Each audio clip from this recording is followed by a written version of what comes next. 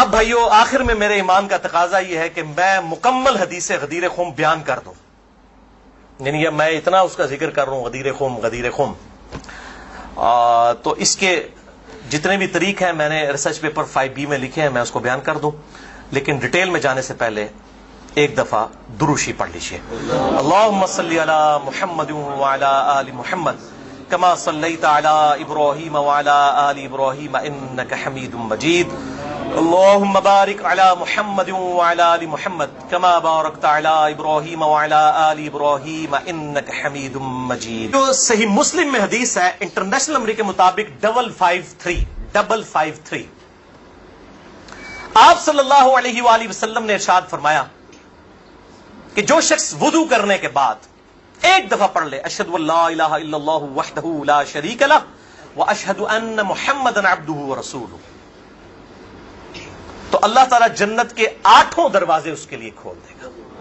الحمدللہ، تو جنت کے 8 دروازوں کی نسبت سے میں نے ریسرچ پیپر نمبر یہ 5B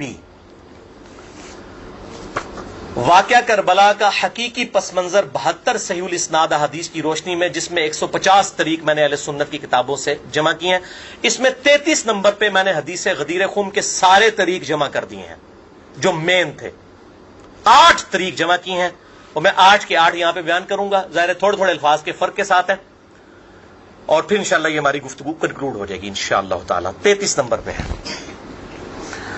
بھائیو غدیر خم کی جو حدیث ہے، اس پہ اہل سنت اور اہل تشیع کا اجماع ہے، یہ حدیث متواتر ہے۔ چند احادیث ہیں جو متواتر ہیں، ان میں سے ایک وہ حدیث ہے جو صحیح مسلم میں پہلی حدیث ہے، بخاری میں موجود ہے، جس نے میری طرف جھوٹی حدیث منسوب کی وہ اپنا مقام دوزخ میں دیکھ لے، بولے اعوذ باللہ تعالی۔ حدیث متواتر وہ حدیث ہے کہ جس کو اتنی کثرت سے لوگوں نے روایت کیا ہو کہ اس کا جھوٹ پہ ہونا محال ہو، یہ صحیح حدیث کی اعلیٰ ترین شکل ہے حدیث متواتر۔ اردو میں ہم متواترہ بول دیتے ہیں، لیکن عربی میں لفظ متواتر ہے۔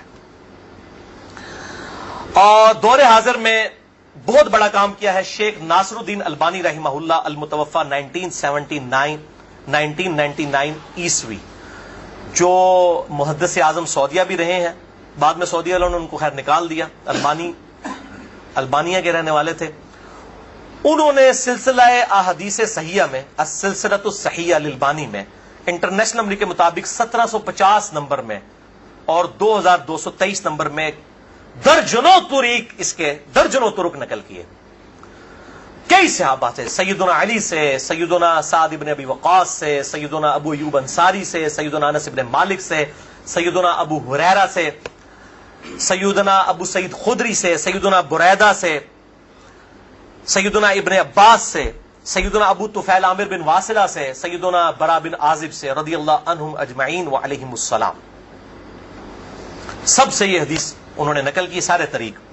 اور شیخ زبیر لزئی رحمہ اللہ نے مشکات المصابیح کی تحکیم کے دوران انٹرنیشنل نمبر کے مطابق 6091 نمبر حدیث کے فٹ نوٹ پہ لکھا کہ یہ حدیث متواتر ہے، غدیر خم کی حدیث۔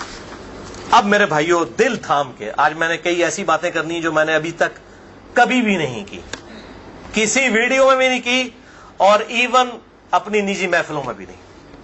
کچھ باتیں ایسی بھی ہیں کیونکہ ظاہر ہے کہ اب محرم کا مہینہ، تو میں اس کو کھول کے پھر ذرا چیزوں کو بیان کر دوں۔ تو یہ 8 طریق میں 1 بائی 1 ڈسکس کروں گا، پہلے 2-3 ذرا ڈیٹیل سے ہیں، پھر ساتھ انشاءاللہ باقی وہی الفاظ ریپیٹ ہوں گے۔ غدیر خم کی حدیث کا پہلا طریق صحیح مسلم میں انٹرنیشنل نمبر کے مطابق 4 طرق ہیں اس کے، 6225 سے لے کر 6228 تک، سیدنا علی کے فضائل والے چیپٹر میں۔ اس کا جو پہلا طریق ہے، طرق کہتے ہیں جمع کو، طریق کہتے ہیں ایک، یعنی جو روایت کی سند چل رہی ہوتی ہے اس کو ہم کہتے ہیں اس طریقے سے آئی ہے، اس وے سے آئی ہے، اس چین سے آئی ہے۔ پہلی چین صحیح مسلم 6225 سیدنا زید ابن ارقم سے، جو سابقون الاولون تھے، انہی کا وہ دار ارقم تھا جس میں نبی صلی اللہ علیہ وسلم دعوت حق بیان کیا کرتے تھے۔ ظاہر کعبۃ اللہ میں تو وہ لوگ نہیں جانے دیتے تھے، جس طرح ہمیں آج علماء مسجدوں میں نہیں گھسنے دیتے، تو ہم نے بھی یہ دار ارقم سجایا ہوا ایک۔ تو زید ابن ارقم رضی اللہ تعالی عنہ علیہ السلام روایت کرتے ہیں، ان کے پاس کچھ تابعین آئے، صحیح مسلم 6225۔ انہوں نے کہا زید آپ کتنے خوش نصیب ہیں، شروع میں آپ نے اسلام قبول کر لیا، نبی صلی اللہ علیہ وسلم کے ساتھ آپ نے نمازیں پڑھی، آپ کے ساتھ جہاد کیا، آپ صلی اللہ علیہ وسلم سے ڈائریکٹ حدیثیں سنی، آپ کی صحبت کی، آپ تو بہت خوش نصیب ہیں. ہم آپ کے پاس صرف اس لیے آئے ہیں کہ آپ ہمیں کوئی ایسی بات سنائیں جو خود آپ صلی اللہ علیہ وسلم سے آپ نے سنی ہو. تو زید ابن ارقم نے کہا کہ میں بہت بوڑھا ہو چکا ہوں، ساری باتیں تو مجھے یاد نہیں ہے، اس لیے میری معذرت قبول کرو. البتہ ایک کریٹیکل بات مجھے یاد ہے کہ آپ صلی اللہ علیہ وسلم جب حجۃ الوداع سے واپس آ رہے تھے اپنی وفات سے تقریباً 3 مہینے پہلے، تو مکے اور مدینے کے درمیان ایک خم نامی جگہ تھی، پانی کے لیے پڑاؤ کیا غدیر خم پہ. اور یہ بات ہے 18 ذوالحجہ 10 ہجری کی، اور 11 ہجری میں آپ صلی اللہ علیہ وسلم کی وفات ہو گئی ربیع الاول میں. تاریخ کنفرم نہیں لیکن دن سوموار تھا، صحیح بخاری میں آتا ہے. آپ صلی اللہ علیہ وسلم نے خم نامی گاؤں میں اونٹ کے پالان کا آپ کے لیے ممبر بنایا گیا. آپ صلی اللہ علیہ وسلم نے اس پہ چڑھ کر خطبہ دیا، اور الفاظ ہی بڑے کنکلوڈنگ ہیں، ہم نے اپنے منہج پہ بھی لکھا ہوا ہے. اے لوگوں آگاہ ہو جاؤ، میں بھی ایک انسان ہوں، قریب ہے کہ اللہ کا قاصد یعنی موت کا فرشتہ میرے پاس آئے اور میں اس کی دعوت قبول کر لوں. لوگوں آگاہ ہو جاؤ، میں اپنے بعد تم میں 2 بھاری چیزیں چھوڑ کر جا رہا ہوں. یہ ہے حدیث ثقلین. ان میں سے پہلی چیز اللہ کی کتاب ہے، اس میں ہدایت ہے، اس میں نور ہے. تم اللہ کی کتاب کو پکڑو، اپنا تعلق اس کتاب کے ساتھ مضبوط کرو. اللہ کی کتاب اللہ کی رسی ہے، جو اس کو پکڑے گا ہدایت پر ہوگا، جو چھوڑ دے گا گمراہ ہو جائے گا. پھر زید ابن ارقم کہتے ہیں آپ صلی اللہ علیہ وسلم ترغیب دلاتے رہے، اللہ کی کتاب، اللہ کی کتاب، اللہ کی کتاب. لیکن امت نے چھوڑ دی کتاب. اور پھر آپ صلی اللہ علیہ وسلم نے فرمایا دوسری بھاری چیز میرے اہل بیت ہیں. میں اپنے اہل بیت کے معاملے میں تمہیں اللہ سے ڈراتا ہوں، میں اپنے اہل بیت کے معاملے میں تمہیں اللہ سے ڈراتا ہوں، میں اپنے اہل بیت کے معاملے میں تمہیں اللہ کا خوف دلاتا ہوں. اچھا، اب ظاہر ہے اس زمانے میں بھی لوگ موجود تھے، لوگوں کے کان کھڑے ہو گئے. حضرت معاویہ بن ابی سفیان رضی اللہ تعالیٰ عنہ کا دور تھا. تابعین نے سیدھا سوال ہی عجیب و غریب کر دیا. انہوں نے کہا زید یہ حضور کی بیویاں اہل بیت نہیں ہے؟ دیکھو، بجائے پوچھنے کے سینئر صحابی سے پوچھتے کہ اہل بیت کون ہے، ان کو فوراً پتا چل گیا کام کی طرح ہو ہی جا رہا ہے. یہ حضور کی بیویاں اہل بیت نہیں ہے؟ زید بن ارقم نے کہا کہ بیویاں اہل بیت ہیں، لیکن یہاں پر وہ مراد نہیں ہے. یہاں پر تو نبی صلی اللہ علیہ وسلم کے خاندان کے لوگ مراد ہیں. آل علی، آل عقیل، آل عباس، آل جعفر، وہ لوگ مراد ہیں اہل بیت. حضور کی بیویاں یہاں مراد نہیں ہیں، جن پر قیامت تک کے لیے صدقہ حرام ہے. یہ زید بن ارقم نے کہا. تو تھوڑا کوڑا سیجے طریق، اگلا بڑا سخت جے. میں ڈر رہا ہوں یہ بیان کرتے ہوئے، لیکن اس میں میں نے پمفلٹ میں لکھ دیا ہوا ہے، لیکن وہ لوگ پڑھ کے گزر گئے ہوں گے. لیکن میں اب آپ کو توجہ دلاؤں گا. صحیح مسلم 6228 نمبر طریق، اس میں پتہ کیا الفاظ ہیں؟ اس حدیث کے اینڈ پہ تابعین پوچھتے ہیں کہ کیا نبی کی بیویاں اہل بیت نہیں ہیں؟ تو زید ابن ارقم کہتے ہیں اللہ کی قسم نہیں، اللہ کی قسم نہیں. عورت تو کتنا عرصہ کسی مرد کے ساتھ گزارتی ہے، بعد میں اس کا مرد اسے طلاق دے دیتا ہے، وہ اپنے میکے واپس آ جاتی ہے. تو عورت کیسے اہل بیت ہو سکتی ہے؟ ایسا ہی مسلم پڑھ رہے جے بھائی، اے سولہ کافی نہیں پڑھ رہا مولویو. صحیح مسلم 6228. وہ کہتے ہیں بیوی کو طلاق ہوئی، اپنے گھر چلی گئی، وہ کہاں سے اہل بیت ہو گئی؟ یہاں تو نبی صلی اللہ علیہ وسلم کے خاندان والے مراد ہیں، جن پر قیامت تک کے لیے صدقہ حرام ہے. زید ابن ارقم کو ریال نہیں ملتے تھے، نہ سعودیہ سے نہ ایران سے. وہ تو صحابی تھے نا رضی اللہ تعالیٰ عنہ، حق بیان کیا انہوں نے. اچھا یہ نہ سمجھیں یہ کہہ دیں کہ زید ابن ارقم کا اجتہاد ہے. اے پائی اجتہاد نہیں ہے، سن لو. ایک معنوں میں اہل بیت بیویاں ہیں سورۃ الاحزاب آیت نمبر 33 کے تحت، لیکن یہ جس اہل بیت کے بارے میں اللہ سے ڈراتا ہوں ان کے ساتھ اس نے سلوک کرنا، یہ وہی لوگ تو ذبح ہوئے ہیں. آل عقیل ذبح ہوئے، آل جعفر ذبح ہوئے، آل عباس جعفر ہوئے، آل علی ذبح ہوئے، انہیں کی اولادیں ذبح ہوئی ہیں نا. یہ 72 جو ہم شہدائے کربلا کہتے ہیں، انہی کے بارے میں ڈرایا تھا جن کے بارے میں غیبی خبر دی گئی تھی کہ ان کے ساتھ امت برا سلوک کرے گی. اچھا، یہ زید ابن ارقم کا اجتہاد نہیں ہے میرے بھائیوں. اس کی سپورٹ میں صحیح مسلم سے 2 مرفوع حدیثیں اپنے محبوب صلی اللہ علیہ وسلم کی حدیثیں بیان کرتا ہوں. سنیں پہلی حدیث انٹرنیشنل نمبر کے مطابق صحیح مسلم میں 6261 نمبر. اما عائشہ رضی اللہ تعالی عنہا وعلیہ السلام خود روایت کر رہی ہیں کہ ایک دن نبی صلی اللہ علیہ وسلم اس حال میں برآمد ہوئے کہ آپ صلی اللہ علیہ وسلم نے ایک کالے رنگ کی چادر اوڑھی ہوئی تھی جس پہ نقش و نگار بنے ہوئے تھے جیسا کہ اونٹ کے کجاووں کے ہوتے ہیں. کالے رنگ کی منقش چادر اوڑھی ہوئی تھی. اتنے میں سیدنا حسن آئے، آپ صلی اللہ علیہ وسلم نے ان کو اپنی چادر کے نیچے لے لیا. پھر سیدنا حسین آئے، ان کو اپنی چادر کے نیچے لے لیا. پھر سیدہ فاطمہ آئی، ان کو اپنی چادر کے نیچے لے لیا. پھر سیدنا علی آئے، ان کو بھی اپنی چادر کے نیچے. ان چاروں کو لیا اور 5ویں خود، جس سے 5 تن پاک کا ہم کانسیپٹ لیتے ہیں، 5 اس چادر کے نیچے لیا. سیدہ عائشہ کو نہیں لیا. پوائنٹ ٹو بی نوٹڈ، وہ راوی ہیں، وہ دیکھ نہیں ہے منظر. اور اما عائشہ دیکھ لیں کتنی منصف مزاج تھی، انہوں نے یہ روایت بیان کر دی. ورنہ کسی درجے میں اپنے بارے میں بھی سوچ سکتی تھی کہ مجھے نہیں لیا گیا. لوگ کل کو سوال کریں گے کہ آپ کو کیوں نہیں لیا گیا، آپ اہل بیت نہیں تھیں؟ یقیناً تھی. لیکن یہ والا معاملہ جو ہے وہ ایکسٹرا آرڈنری ہے، اسپیشل پروٹوکول ہے. چادر کے نیچے لیا. پھر آپ صلی اللہ علیہ وسلم نے سورۃ الاحزاب کی آیت نمبر 33 پڑھی. انما یرید اللہ لیذھب عنکم الرجس اہل البیت ویطہرکم تطہیرا. اے نبی کے گھر والوں، اللہ تو صرف یہی چاہتا ہے کہ ہر طرح کی ناپاکی تم سے دور کر دے اور تمہیں خوب صاف ستھرا کر دے. راویہ اما عائشہ ہیں، خود چادر کے نیچے نہیں ہیں. علی، حسن، حسین اور سیدنا علی ہیں، سیدہ فاطمہ ہیں، اور نبی صلی اللہ علیہ وسلم 5ویں خود. تو زید ابن ارقم نے کوئی غلط بات نہیں کی ہے، ان کو یہ حدیثیں پتہ تھیں. اور دوسری حدیث صحیح مسلم سے ہی انٹرنیشنل نمبر کے مطابق 6220 نمبر. یہ بڑی لمبی حدیث ہے، میرا ٹاپک کسی دوسری طرف چلا جائے گا اور کچھ بن جانا ہے. چونکہ میں اس کو لکھ چکا ہوں 150 روایتوں والے 72 والے احادیث والے، لہذا میں اس کا ایک پورشن بیان کرنے لگا ہوں. باقی جسے شوق ہو تو وہ پڑھ لے، اس کے اندر میں نے لکھا ہے اس کا پورا طریقہ. ورنہ معاملہ کہیں سے اور ہی نکل جانا ہے.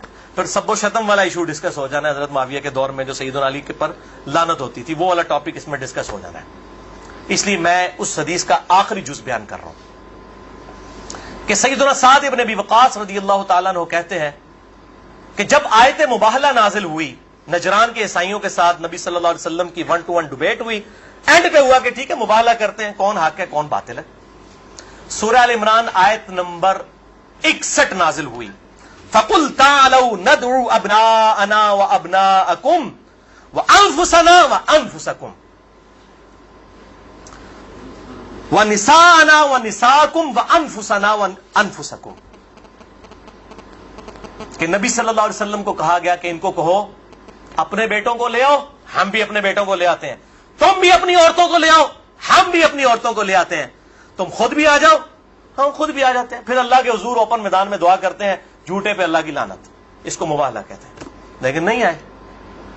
سعد ابن ابی وقاص کہتے ہیں کہ نبی صلی اللہ علیہ وسلم، قرآن میں کیا حکم آیا تھا؟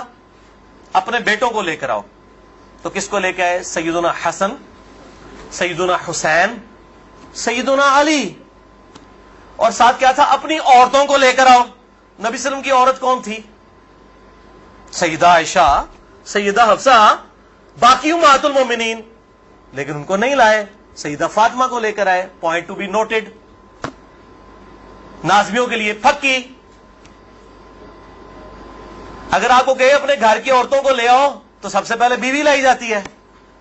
آیت مبالغہ میں بیوی نہیں آئی، سیدہ فاطمہ آئی ہیں.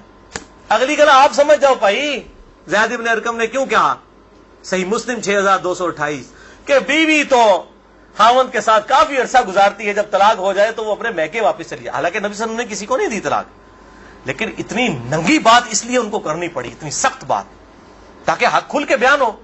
اور نبی صلی اللہ علیہ وسلم نے بھی، آپ دیکھ لیں، قرآن میں حکم تھا عورتوں کو لے کر آؤ، بیویاں نہیں لے کے آئے. سیدہ فاطمہ کو ساتھ لے کے آئے. یہاں سے بھی 5 تن پاک والا کانسیپٹ. یہ پاک والا وہ معصومیت والا عقیدے کی میں بات نہیں کر رہا، اہل سنت کا جو عقیدہ ہے، منہج ہے، اس کی بات کر رہا ہوں. لہذا سیدنا زید ابن ارقم رضی اللہ تعالیٰ عنہ کی تشریح بالکل درست ہے۔ تیسرا طریق امام ابن ابی عاصم کی کتاب السنہ 1158 نمبر حدیث ہے، سیدنا علی رضی اللہ تعالیٰ عنہ خود راوی ہیں کہ غدیر خم پہ آپ صلی اللہ علیہ وسلم نے صحابہ کو جمع کر کے کہا کہ اے میرے صحابہ، کیا تم اللہ کو رب مانتے ہو، مجھے اپنا پیغمبر مانتے ہو؟ صاحب نے کہا بلا یا رسول اللہ کیوں نہیں۔ پھر کہا کیا تم اللہ اور اس کے رسول کو سب لوگوں سے بڑھ کر محبوب سمجھتے ہو؟ انہوں نے کہا کیوں نہیں۔ پھر آپ صلی اللہ علیہ وآلہ وسلم نے فرمایا کہ پھر اگر تم مجھے اور اللہ کو محبوب رکھتے ہو، پھر فرمایا من کنت مولاہ فہذا علی مولاہ، پھر جس کا مولا میں اس کا مولا علی، جگری یار۔ مولا کا مطلب جگری یار، جس نے سورہ التحریم کی آیت نمبر 4 میں آیا ان اللہ ہوا مولاہ وجبریل وصالح المؤمنین، اللہ کے نبی کا مولا ہے جبریل، فرشتے اور تمام صالح مومنین مولا ہے۔ نبی صلی اللہ علیہ وسلم ان کے مولا ہے، وہ ان کے دلی محبوب ہے۔ ہم اپنے مولویوں کو بھی مولانا کہہ رہے ہوتے ہیں نا، دلی محبوب مشکل کچھ آگے مانا نہیں ہوتا، دلی محبوب، جگری یار، بیسٹ فرینڈ۔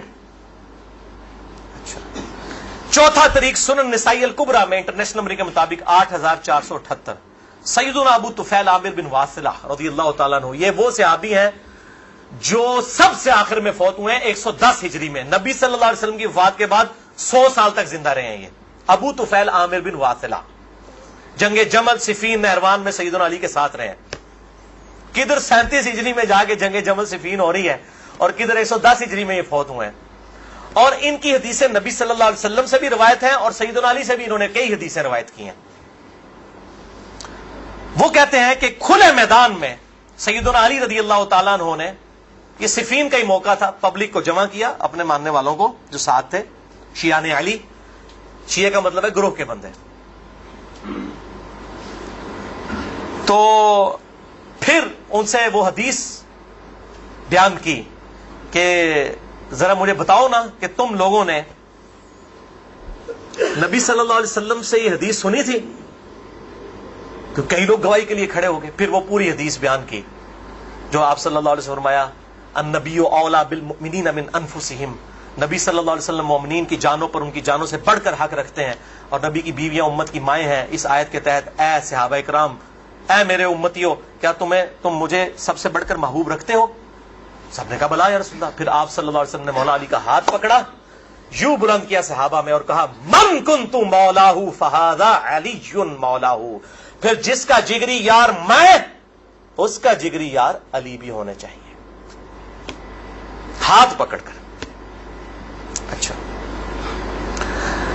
ابو طفیل عامر بن واصلہ کہتے ہیں یہ حدیث جب میں نے سیدنا علی سے سنی تو میں ہل گیا، میرے دل میں قلق تھا کہ نبی صلی اللہ علیہ وسلم نے اتنی بڑی بات کی حضرت علی کے بارے میں، اور صحابہ کرام نے رضوان نے گواہی دی۔ اس میں آگے الفاظ یہ موجود ہیں کہ اس میں ہی الفاظ موجود ہے کہ آپ صلی اللہ علیہ وسلم نے اسی حالت میں کہا اے اللہ، جو علی سے محبت رکھے اس سے محبت رکھ، جو علی سے دشمنی رکھے اس سے تو بھی دشمنی رکھ۔ یہ بہت بڑی بات ہے۔ ابو طفیل کہتے ہیں میں نے کہا یہ حدیث، میں کہتے ہیں باہر نکلا، میں نے کہا سب سے سینئر صحابی شروع کے مسلمان ہیں زید ابن ارقم، وہ پہلے تیار بیٹھے سن، زید ابن ارقم، وہ تمہیں بھولے گا نہیں زید ابن ارقم کون ہے، تو ہم جماعت اسلامی دے سکول بھی نہیں دار ارقم بولن گے، تو دار ارقم انہی کے نام پہ رکھے ہوئے ہیں، کیونکہ دار ارقم سب سے پہلا گھر تھا جہاں نبی صلی اللہ علیہ وسلم دعوت توحید کیا کرتے تھے۔ زید ابن ارقم کے پاس گئے، ان کا زید آپ تو سابقون اور اولون میں سے ہیں، مجھے بتائیں حضرت علی نے یہ حدیث بیان کی ہے اور اتنے لوگوں نے گواہی دی ہے، انہوں نے کہا تو کیا بات کرتا ہے، میں نے تو خود نبی صلی اللہ علیہ وسلم سے یہ حدیث سنی ہوئی ہے، من کنت مولاہ فہذا علی مولاہ، اور اے اللہ اس سے محبت رکھ جو علی سے محبت رکھے، اس سے دشمنی رکھ جو علی سے دشمنی رکھے۔ یہ وہ حصہ ہے جس کا ابن تیمیہ نے انکار کیا منہاج السنہ میں۔ پھر شیخ البانی نے پھر صفوں کے صفحے کالے کیے ہیں کہ ابن تیمیہ میں جلد بازی کی عادت تھی اور مبالغہ آرائی تھی۔ سلسلہ احادیث صحیحہ 2223 نمبر حدیث کے کانٹیکسٹ میں شیخ البانی نے سخت گرفت کی ہے۔ اچھا، پانچواں طریق صحیح مسلم میں 3713 ہے، جامعہ ترمذی میں 3713، پانچواں طریق من کنت مولاہ فہذا علی مولاہ، زید ابن ارقم سے جابر بن عبداللہ سے رضی اللہ تعالی عنہما۔ چھٹا طریق مسند احمد میں ہے انٹرنیشنل نمبر کے مطابق 19321 جلد 4 صفحہ 370 پر، کہ سیدنا علی نے جب پوچھا گواہی دو گے اس حدیث کی غدیر خم کی، تو 30 صحابہ وہاں پر کھڑے ہوئے، اور باقی پوری حدیث وہی ہے سنن نسائی الکبریٰ والی کہ اے اللہ اس سے محبت رکھ جو علی سے محبت رکھے اس سے دشمنی رکھ، جو علی سے دشمنی رکھے. تو ہمیں تو بڑا فخر ہے، ہم تو علی سے نہ صرف محبت رکھتے ہیں، علی کے دشمنوں کو للکار رہے ہیں. الحمدللہ. تو اللہ تعالیٰ اسی عمل کے سبب، اس عمل کا وسیلہ اللہ کے حضور پیش کرتے ہیں کہ اللہ تعالیٰ ہمیں محبوب رکھے. آمین. بھائی یہ غدیر خم پہ آپ صلی اللہ علیہ وسلم نے خطبہ کیوں دیا؟ اس کی میں نے حکمت کئی لیکچرز میں بیان کی، یہاں پہ بھی بیان کر دوں. یہ آپ خطبہ حجۃ الوداع پہ بھی دے سکتے تھے، وہ روایتیں ضعیف ہیں. غدیر خم اس موقع پر پہنچ کر سب لوگ عرب کے جا چکے تھے سوائے اہل شام کے اور اہل مدینہ کے. اور اہل شام صفین میں سیدنا علی کے خلاف کھڑے ہوئے، اور اہل مدینہ میں جو کچھ لوگ تھے انہوں نے اہل مدینہ کے ساتھ زیادتی کی، کچھ ان کے ساتھ زیادتیاں ہوئی. اہل مدینہ اور اہل شام کو اصل میں ڈرایا گیا، کیونکہ واقعہ ہرہ میں اہل مدینہ کے ساتھ ظلم کیا یزید نے، اور صفین میں جو ہے وہ حضرت معاویہ جو فوج لے کے آئے وہ شامیوں کی تھی. اس لیے نبی صلی اللہ علیہ وسلم نے حضرت علی کے بارے میں یہ کریٹیکل حدیث وہاں پر بیان کی تاکہ شامیوں کو اور اہل مدینہ کو ڈر سنا دیا جائے. یہ اس کی ٹیکنیکل ریزن تھی، یہ کوئی خلافت والا معاملہ نہیں تھا. وہ تو بخاری اور مسلم کی متفق علیہ حدیث ہے، صحیح بخاری میں 4460 نمبر حدیث ہے. سیدنا طلحہ نے جب پوچھا عبداللہ ابن ابی اوفا سے کہ بتائیے کیا نبی صلی اللہ علیہ وسلم نے اپنا وصی کسی کو منایا؟ انہوں نے کہا کسی کو نہیں منایا، آپ نے ہمیں قرآن پر چلے رہنے کی وصیت کی تھی. یہ جو وصی رسول والا ایشو ہے یہ اجماع صحابہ ہے. میں نے پورا لیکچر ریکارڈ کروا دیا ہے، مسئلہ نمبر 55B، وصی رسول کون ہے اور حدیث قرطاس کا تحقیقی جائزہ. وصی رسول نہ سیدنا ابو بکر ہے نہ سیدنا علی ہے، بلکہ قرآن حکیم ہے. سیدنا ابو بکر کی جو خلافت اسٹیبلش ہوئی وہ اجماع صحابہ تھا رضی اللہ عنہم اجمعین وعلیہم السلام. یہ سارے طریق میں جتنے بیان کر رہا ہوں نا یہ آپ کو مل جائیں گے سلسلہ احادیث صحیحہ میں 1750 نمبر شیخ البانی کے اور 2223 میں. سیکنڈ لاسٹ ترک 7واں المستدرک للحاکم میں انٹرنیشنل نمبر کے مطابق 4711 زید ابن ارقم سے. یہ بڑے خطرناک الفاظ ہیں. زید ابن ارقم، ڈر جاؤ زید ابن ارقم کرو، جیڑی روایتیں انہوں نے بیان کی تھی. زید ابن ارقم کہتے ہیں کہ نبی صلی اللہ علیہ وسلم نے فرمایا تھا غدیر خم پر کہ میں اپنے بعد دو بھاری چیزیں چھوڑ کر جا رہا ہوں، قرآن اور اہل بیت. یہ قیامت تک اکٹھے رہیں گے یہاں تک کہ حوض کوثر پہ آ کے مجھ سے ملاقات کریں گے، قرآن اور اہل بیت. یہ حوض کوثر میں ملاقات کر کے کیا لینا ہے انہوں نے؟ بخاری اور مسلم کی حدیث ہے انصار تم پر ظلم ہوگا، صبر کرنا یہاں تک کہ حوض کوثر پہ مجھے آ کے ملنا. بخاری مسلم میں حدیث ہے انصار کی محبت ایمان کی علامت ہے. انصار پہ ہی تو ظلم کیا گیا. واقعہ ہرہ کیوں ہوا تھا؟ قتل حسین کے بعد انصار کی اولاد نے بیعت یزید کی توڑ دی تھی، اسی کی وجہ سے اس کو غصہ آیا. کہا انصار صبر کر رہا یہاں تک کہ مجھے حوض کوثر پہ کیا مٹھائی کھلائی جائے گی؟ نہیں. بخاری اور مسلم کی متفق علیہ حدیث ہے میرے حوض کوثر پہ کچھ لوگ آئیں گے اور میں کہوں گا اصحابی اصحابی، یہ تو میرے صحابہ ہیں. ایک روایت میں اسیحابی اسیحابی، تو میرے ساتھی ہیں، میرے صحابی ہیں. یہ کیا کرتے ہیں جس طریق میں آتا ہے نا امتی امتی، وہ نکال کے تو بریلوی دیوبندیوں کے اوپر لگانا شروع کر دیتے ہیں. اصحابی اصحابی لکھے نا مکتبۃ شاملہ میں، بخاری مسلم میں کھل جائیں گے. تو آپ صلی اللہ علیہ وسلم فرماتے ہیں کہ میں جب ان کو حوض کوثر سے پلانے لگوں گا میرے ان کے درمیان ایک دیوار کھڑی کر دی جائے گی اور مجھے کہا جائے گا اللہ کے نبی آپ کو نہیں پتا آپ کی وفات کے بعد یہ لوگ دین سے الٹے قدم پھر گئے تھے، انہوں نے دین میں بدعتیں جاری کر. فرماتے ہیں میں کہوں گا سحقن سحقن لمن غیر بعدی، سحقن سحقن لمن بدل بعدی. ان پر پھٹکار ہو جنہوں نے میری وفات کے بعد میرا دین بدل دیا، جنہوں نے میری وفات کے بعد میرے دین میں تغیر کر دیا. اب یہ ایک اور پنڈورا باکس ہے، اس کو بھی میں یہاں پر کلوز کرتا ہوں. جسے شوق ہو میری زندگی کا اہم ترین لیکچر مسئلہ نمبر 96 عظمت صحابہ رد المنافقین اور سنی شیعہ کے اختلاف کا تحقیقی جائزہ اہل سنت پاک .com پر جو ہے وہ دیکھ لیں. ہر ایک چیز میں سے ایک جن برآمد ہوتا ہے. 8واں طریق اس سے ریلیٹڈ ہے، غدیر خم کا تو نہیں لیکن ریلیٹڈ ہے، اس لیے میں نے اس کو بیان کرنا ضروری سمجھا. المستدرک للحاکم میں انٹرنیشنل نمبر کے مطابق 4628. اس جتنی میں حدیثیں بیان کر رہا ہوں شیخ البانی، شیخ زبیر لیزئی، امام ذہبی، امام حاکم رحمہم اللہ اجمعین تمام نے ان کی تصحیح کی ہوئی ہے. میں کو کار بیک نہیں عالم ضعیف حدیثاں بیان کر رہا نا جو قوایت اللہ سنابلی کرتا ہے تے پائی جی 10 گھنٹے نہ مکن حدیثاں، میں صرف صحیح حدیثیں بیان کر رہا ہوں جن کے اوپر اتفاق ہے سب کا. یہ حدیث بھی بڑی اہم حدیث ہے. ابو ذر غفاری کا غلام تھا ایک ابو ثابت، وہ کہتے ہیں میں جنگ جمل کے بعد حضرت ام سلمہ ہماری جو ماں ہے جو آخر میں فوت ہوئی واقعہ کربلا کے بعد بھی، ام سلمہ ام المؤمنین رضی اللہ تعالی عنہا و علیہ السلام، کہتے ہیں میں ان کو ملنے گیا، اماں نے پوچھا، اماں ام سلمہ ہوتے اگر میں لیکچر دیا نا بنو امیہ کے خلاف جتنی حدیثیں ہیں نا، جتنی حدیثیں ممبروں پہ لعنت کرنے والے کے خلاف، سیدنا علی کو گالیاں دینے والوں کے پر عتاب، سب کی سب ام سلمہ سے ہیں۔ ام سلمہ پہ اگر ایک میں پورا لیکچر دے سکتا ہوں کہ انہوں نے جو بنو امیہ کے خلاف حدیثیں روایت کی ہیں ام سلمہ نے، نبی صلی اللہ علیہ وسلم کی بیوی، ایک بریلوی دیوبندی اہل حدیث شیعہ نہیں تھی بھائی، نبی صلی اللہ علیہ وسلم کی بیوی تھی۔ یہاں پر بھی ام سلمہ کو وہ تابعی کہتا ہے میں تو جمل سے آیا ہوں، تو انہوں نے پوچھا کہ بتائیے جنگ جمل میں کیا حال ہوا؟ ان کا اماں میں جنگ جمل میں جو ہے وہ سیدنا علی کا ساتھی تھا۔ اچھا، کہتے ہیں لیکن صبح کے وقت جب میں نے اپنے مخالف لشکر میں سیدہ عائشہ کو دیکھا تو میرا دل ڈولنے لگ پڑا کہ یہ ٹھیک ہے یہ وہ، حالانکہ وہ تو کتنی حدیثیں ہیں کہ میری ایک بیوی پہ حوض کے کتے بھونکیں گے، حدیث حوض پہ پورا باب شیخ البانی نے باندھ دیا، میں نے 72 حدیثوں میں نقل کیا، سیدہ عائشہ پہ کتے بھونکے، اس کے بعد پوری زندگی روتی تھی، وہ تو ابن زبیر ان کو آگے لے گئے، اس کے بعد سیدنا علی نے ان کو معاف بھی کیا، اور ایک الگ سے ایک ٹاپک ہے، مسئلہ 101 میرا دیکھ لیں۔ بہرحال سیدہ عائشہ رضی اللہ تعالیٰ عنہ کو دیکھا دل ڈگمگا گیا، کہتے ہیں پھر میں نے جب ظہر کی نماز پڑھی تو اللہ نے میرے دل کو مضبوط کر دیا کہ نہیں علی حق پر ہے، تو ہم نے جنگ کی، اور ظاہر ہے وہ تو کلین سویپ ہوا، سیدنا علی جنگ جیت گئے۔ تو ام سلمہ نے پتہ کیا کہا؟ انہوں نے یہ نہیں کہا کہ یہ مشاجرات صحابہ مجھ سے کیوں ڈسکس کر رہے ہو، دو ہی ٹھیک نے، انہوں نے کہا ابو ثابت تو نے بڑا ہی اچھا کام کیا، میں حضور کی بیوی ہوں، میں نے خود نبی صلی اللہ علیہ وسلم سے یہ بات سنی تھی کہ قرآن اور علی یہ قیامت تک ساتھ رہیں گے یہاں تک کہ یہ مجھے حوض کوثر پہ آ کر ملے۔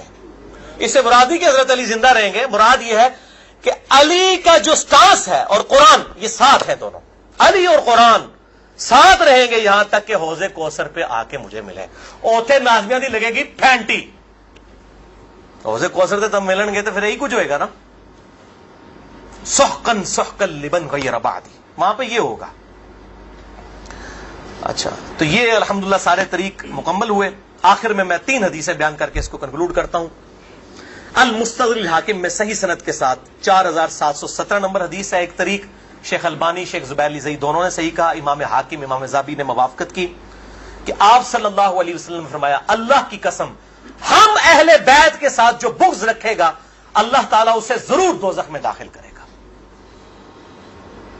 کہتے نہیں یزید کا معاملہ اللہ پہ چھوڑیں، امام ذہبی نے لکھا ہے کہ سب سے بڑا ناسبی یزید تھا، اللہ پہ چھوڑے، بغض نہیں تھا، جو ممبروں پر لعنت کرواتے تھے بغض نہیں تھا، یہ پتہ نہیں کیڑی ایکویشن ہے، تو جھوٹا دفاع کرتے ہیں بنو امیہ کا۔ اور اسی کا طریق ہے 4712 نمبر اور سلسلہ احادیث صحیحہ میں 2488 شیخ البانی لے کر آئے ہیں، یہ بہت خطرناک ہے۔ آپ صلی اللہ علیہ وسلم فرمایا اگر کوئی شخص پوری زندگی حجر اسود اور مقام ابراہیم کے درمیان نمازیں پڑھتا رہے اور روزانہ روزہ رکھے اور اس حال میں مرے کہ اس کے دل میں بغض اہل بیت ہے، اللہ کی قسم ضرور دوزخ میں ڈال دیا جائے گا۔ وہ تہاڈیاں روایت جانا کس کام دیا نے بھائی، تہاڈیاں پگڑیاں کس کام دیا نے؟ اگر بغض اہل بیت ہے، باڑ میں گیا سعودیہ کا پیسہ، باڑ میں گیا ایران کا پیسہ، اپنی آخرت کی فکر کرو کہ نا خوش کر دے پو تسی اللہ دے بندے ہو، ایا کرو۔ دوسری حدیث امیر المؤمنین سیدنا ابو بکر الصدیق رضی اللہ تعالیٰ عنہ علیہ السلام کا قول صحیح بخاری میں حضرت حسین والے چیپٹر میں ہے، نبی صلی اللہ علیہ وسلم کی بیویوں والے چیپٹر میں نہیں ہے۔ امام بخاری نو پتا سی کہ اہل بیت کون ہے، اسپیشل اہل بیت کون ہے اور یوزول اہل بیت کون ہے۔ امام بخاری حضرت حسین والے چیپٹر میں اس کو لے کے ہیں 3751 سیدنا ابو بکر صدیق رضی اللہ تعالیٰ عنہ علیہ السلام کہتے ہیں کہ محمد صلی اللہ علیہ وسلم کی محبت کو اہل بیت کی محبت میں تلاش کرو۔ یہ ابو بکر صدیق کا فتویٰ ہے، رفع دین میں تلاش نہ کرو، محمد صلی اللہ علیہ وسلم کی محبت کو اہل بیت کی محبت میں تلاش کرو، اور اہل بیت کو حضرت حسین والے چیپٹر میں لے کے آئے۔ 3751. اور آخری حدیث صحیح مسلم میں وہ ریپیٹ کر لیں 240 نمبر کتاب الایمان میں سیدنا علی کہتے ہیں اس اللہ کی قسم کہ جس نے دانے کو پھاڑ کر اس میں سے اناج